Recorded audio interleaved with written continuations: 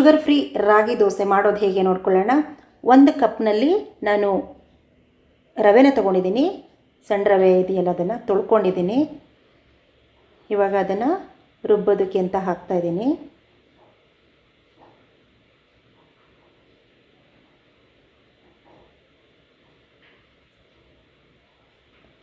ಇದಕ್ಕೆ ಇವಾಗ ನಾನು ಒಂದು ಈರುಳ್ಳಿ ಕಟ್ ಮಾಡಿ ಇಟ್ಕೊಂಡಿದ್ದೀನಿ. ಆ ಈರುಳ್ಳಿನ ಹಾಕ್ತಾಯಿದ್ದೀನಿ. ಈರುಳ್ಳಿನ ಸಣ್ಣ ಸಣ್ಣದಾಗಿ ಕಟ್ ಮಾಡಿ ನಾವು ಏನು ರಾಗಿದು ಮತ್ತು ಇದನ್ನು ಮಿಶ್ರಣದೊಳಗಡೆ ಹಾಕೋಬೋದು. ನೋಡಿ, ಇವಾಗ ನಾನು ರಾಗಿ ಪ್ರಮಾಣ ತೊಗೊಂಡಿದ್ದೀನಿ, ಅದು ಕೂಡ 1 ಕಪ್ ರಾಗಿನೇ ತೊಗೊಂಡಿದ್ದೀನಿ. ಹರಳುಪ್ಪು ಹಾಕ್ತಾಯಿದ್ದೀನಿ. ಇದರಲ್ಲಿ ರವೆ, ಈರುಳ್ಳಿ ಮತ್ತು ಹರಳುಪ್ಪಿದೆ, ರುಬ್ಬೋದಕ್ಕೆ ತೊಗೊಂಡಿದ್ದೀನಿ.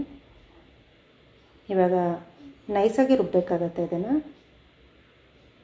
ನೋಡಿ, ಈ ರೀತಿ ಹದವಾಗಿ ರುಬ್ಕೊಂಡಿದ್ದೀನಿ. ಈಗ ಆ ಮಿಶ್ರಣನ ಇದರೊಳಗಡೆ ಹಾಕಿ ಮಿಕ್ಸ್ ಮಾಡ್ತಾಯಿದ್ದೀನಿ. ಗಂಟುಗಳಾಗಬಾರ್ದು ಅಂತೇಳಿ ಒಂದು ಫೋರ್ಕ್ ತೊಗೊಂಡು ಅದನ್ನು ನೀಟಾಗಿ ಮಾಡ್ತಾಯಿದ್ದೀನಿ. ಈ ಥರ ಗಂಟುಗಳಿಲ್ಲದೆ ಇರೋ ಥರ ಈ ಥರ ನೀಟಾಗಿ ಕಲಿಸ್ಕೋಬೇಕಾಗತ್ತೆ.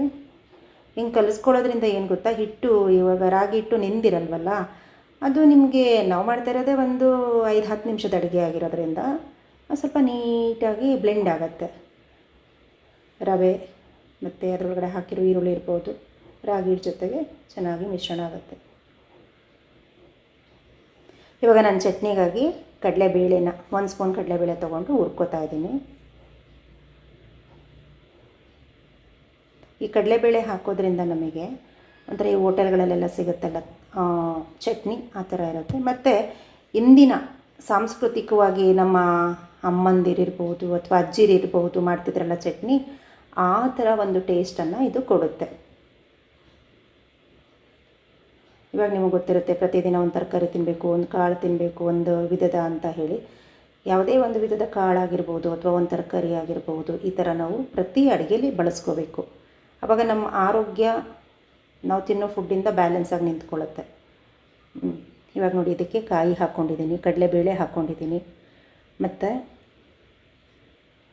ಇವಾಗ ನಾನು ಇದಕ್ಕೆ 2 ಎಸಳಷ್ಟು ಬೆಳ್ಳುಳ್ಳಿಯನ್ನು ಹಾಕ್ತಾಯಿದ್ದೀನಿ. ಇವಾಗ 2 ಗುಂಟೂರು, 1 ಬ್ಯಾಡಗಿ ಮೆಣಸಿನ್ಕಾಯಿ ಹಾಕಿದ್ದೀನಿ. ಬ್ಯಾಡಗಿ ಮೆಣಸಿನ್ಕಾಯಿ ಸ್ವಲ್ಪ ಬಣ್ಣ ಬರಲಿ ಅಂತೇಳಿ ಗುಂಟೂರು ಖಾರಕ್ಕಾಗಿ ಒಂದು ಸ್ವಲ್ಪ ಅದನ್ನು ಫ್ರೈ ಮಾಡ್ಕೋಬೇಕಾಗತ್ತೆ, ಅಂದರೆ ಹುರ್ಕೋಬೇಕಾಗತ್ತೆ. ತುಂಬ ಸಿಹಿಯೋದೆಲ್ಲ ಬೇಡ, ಇಲ್ಲಾಂದರೆ ಚಟ್ನಿ ಬಂದು ಕಪ್ಪಾಗ್ಬಿಡುತ್ತೆ. ಇಷ್ಟಾದರೆ ಸಾಕು. ಇವಾಗ ಒಂಚೂರು ಶುಂಠಿ ಹಾಕ್ತಿದ್ದೀನಿ, ಯಾಕಂದರೆ ನಿಮಗೆ ಗೊತ್ತು ಕಫಾಗಿ ಫೈಲ ಇರುತ್ತೆ ಅಂತ. ಜೀರಿಗೆ ನಮ್ಮಲ್ಲಿರುವಂತಹ ಗ್ಯಾಸ್ಟ್ರಿಕ್ ಪ್ರಮಾಣವನ್ನು ಕಡಿಮೆ ಮಾಡಿಬಿಡುತ್ತೆ. ಹುಣಸೆಹಣ್ಣು 1 ಪಿತ್ತದಷ್ಟು ಹಾಕ್ತಾಯಿದ್ದೀನಿ. ಇವಾಗ ಸ್ವಲ್ಪ ಕೊತ್ತಂಬರಿ ಸೊಪ್ಪು ಆ್ಯಡ್ ಮಾಡ್ಕೋತಾ ಇದ್ದೀನಿ. ಈಗ 2 ಎಸಳು ಕರಿಬೇವನ್ನು ಹಾಕ್ತಾಯಿದ್ದೀನಿ. ಹರಳುಪ್ಪು ಹಾಕ್ತಾಯಿದ್ದೀನಿ. ಇದು ರುಚಿಗೆ ತಕ್ಕಷ್ಟು ನಾವು ಹಾಕ್ಕೋಬೇಕಾಗತ್ತೆ. ತವ ಇಟ್ಕೊಂಡಿದ್ದೀನಿ, ಬಿಸಿ ಇದೆಯಂತ ಸ್ವಲ್ಪ ನೀರು ಚಿಮುಕ್ಸಿ ನೋಡಿದೆ. ಈಗ ನಾವೇನು ಮಾಡಿ ಇಟ್ಕೊಂಡಿದ್ವಿ ರಾಗಿ ಹಿಟ್ಟದು, ಅದನ್ನು ಹಾಕಿ ದೋಸೆನ ಹುಯ್ತಾ ಇದ್ದೀನಿ. ಹೀಗೆ ಮಾಡ್ಕೊಳ್ಳಿ. ಹೀಗೆ ಮಾಡ್ಕೊಳ್ಳೋದ್ರಿಂದ ಏನಾಗುತ್ತೆ, ಒಂದು ಸಮಯನೂ ಉಳಿಯುತ್ತೆ ಮತ್ತು ನಮ್ಮ ಆರೋಗ್ಯನೂ ಚೆನ್ನಾಗಿರುತ್ತೆ. ಇಲ್ಲ, ಮನುಷ್ಯನ ಆರೋಗ್ಯವನ್ನು ಕೂಡ ಗಟ್ಟಿಯಾಗಿ ಕಾಪಾಡುತ್ತೆ. ಸ್ವಲ್ಪ ಎಣ್ಣೆ ಹಾಕ್ಕೊಂಡೆ ಇವಾಗ ದೋಸೆನ ನಾವು ಊಟ ಮಾಡಿ ಹಾಕ್ಕೊಳ್ತೀವಿ. ಈರುಳ್ಳಿ ಹಾಕಿರೋದ್ರಿಂದ ಏನು ಎಣ್ಣೆ ಹಾಕಬೇಕಂತಿಲ್ಲ. ನೀವು ದೋಸೆನ ಹಾಗೆ ಬಿಟ್ಟರು ಅದು ಅದೇ ಎದ್ದೇಳುತ್ತೆ ಆರಾಮ್ಸೆ. ಇನ್ನೊಂದು ದೋಸೆನೂ ಹಾಕ್ಕೊಳ್ತಾ ಇದ್ದೀನಿ.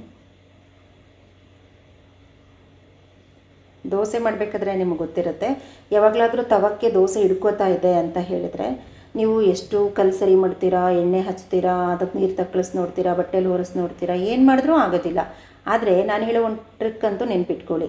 ಏನಪ್ಪ ಇದು ಅಂತ ಹೇಳಿದ್ರೆ, ಸ್ವಲ್ಪ 1 ಈರುಳ್ಳಿ ಅರ್ಧನೂ ಅಥವಾ 1 ಈರುಳ್ಳಿನ ರುಬ್ಬಿಟ್ಟು ನಿಮಗೇನು ಅಕ್ಕಿ ದೋಸೆ ಇಟ್ಟಿದ್ರೆ ಅದಕ್ಕೆ, ಅಥವಾ ಯಾವ ದೋಸೆ ಇಟ್ಟು ಎದ್ದೇಳ್ತಿಲ್ಲ ಅದರೊಳಗಡೆ ಹಾಕಿ ಮಿಕ್ಸ್ ಮಾಡಿಬಿಟ್ರೆ ನೀವೆಷ್ಟು ದೋಸೆ ಒಯ್ದ್ರೂ ಈ ಥರ ಆರಾಮಾಗಿ ಎದ್ದು ಬರುತ್ತೆ. ಯಾವ ಎಣ್ಣೆನೂ ಬೇಕಾಗಲ್ಲ, ಏನೂ ಬೇಕಾಗಲ್ಲ. ಇವಾಗ ನೋಡಿ, ರುಚಿಕಟ್ಟಾದ ಶುಗರ್ ಫ್ರೀ ಫುಡ್ ಇದು, ಆ್ಯಂಡ್ ಡಯಟ್ ಫುಡ್ ಕೂಡ. ಈ ಥರ ಫುಡ್ ತಿನ್ನೋದ್ರಿಂದ ನಾವು ಹೆಲ್ದಿಯಾಗಿರ್ಬೋದು. ಹೆಚ್ಚಿನ ಅಡುಗೆಗಳಿಗಾಗಿ ನೋಡ್ತಾ ಇರಿ ಟೇಲೇಶ್ವರಿ 27. ಸಬ್ಸ್ಕ್ರೈಬ್ ಮಾಡ್ಕೊಳ್ಳಿ ಯೂಟ್ಯೂಬ್ ಚಾನಲಲ್ಲಿ. ಸದಾ ನಿಮ್ಮೊಂದಿಗೆ ನಾನು ಇರ್ತೀನಿ. Thank you.